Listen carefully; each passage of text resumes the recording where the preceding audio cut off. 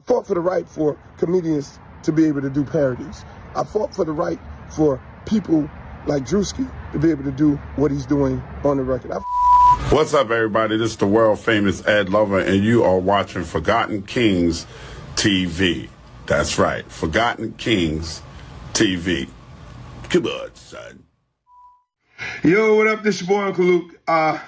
Listen, man, it's 3 a.m. in the morning, and I could not go to sleep until I made a comment on this Druski, Erika Kirk parody. And that's what it is.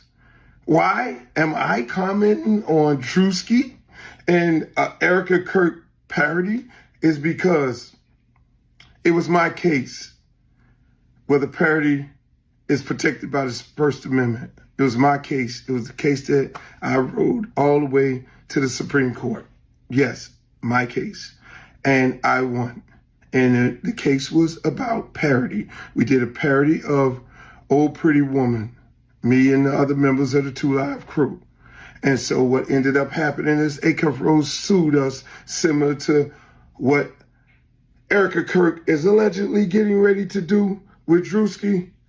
I can tell Erika Kirk right now, if any lawyer picks up this case, you will lose. Trust me, you will lose big time.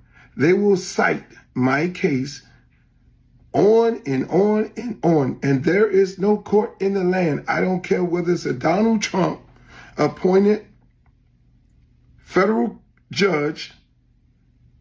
It's not going to happen under no circumstances. And you can appeal it all the way up to the Supreme Court, because most of the justices that sit on the Supreme Court right now ruled in my favor. And they said parody is protected by the First Amendment. So most people thought my case that went to the Supreme Court was about explicit lyrics. No, it was about parody. It was about whether parody was protected by the First Amendment. Look the case up.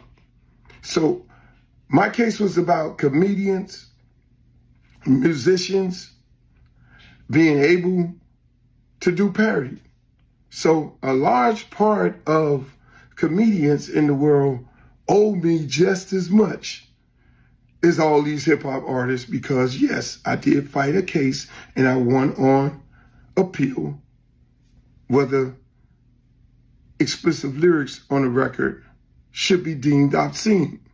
It was originally deemed obscene by federal judge Gonzalez. I went back in and I got that ruling overturned and I won, allowing all these rappers right now to be able to say what the hell they want to say and put what they want to put on the record. And that was because of me. I hate to be tooting my own horn, but I spent millions and millions of dollars fighting for your rights to be able to say what you want to say on the record. I can't say too many things right now because I'm running for Congress. And make sure y'all go to my website, www.lukeforcongress.com, and check out the platform. But I'm going to be talking a little more about this situation on the Uncle Luke Show podcast, the weekend edition. Peace. Thank you. I holla. Yo, what up? This is your boy, Uncle Luke. Let me show you my shirt. Luke for Congress. I'm running for Congress, but it's not about me running for Congress right now. It's about parody. It's about Druski. It's about Afro Man. Let me just say this. Parody is protected by the First Amendment. So what Druski did on the video is what I fought all the way to the Supreme Court for. Yeah, me. Yeah, spent millions of dollars because I had a case, Luther Campbell versus Erika Rose, which is Roy Orbison. We did a parody of the song Old Pretty Woman. They took us to court. We went all the way up to the Supreme Court. I ain't gonna tell you the whole story, but I fought for the right for comedians to be able to do parodies. I fought for the right for people like Druski to be able to do what he's doing on the record. I fought for the right for Afro Man to be able to do what he did as a parody and as a song when the officers went into his house, raided his place, and he was able to do a song and poke fun at these individuals, and we all laugh. Once you laugh, it is considered a parody.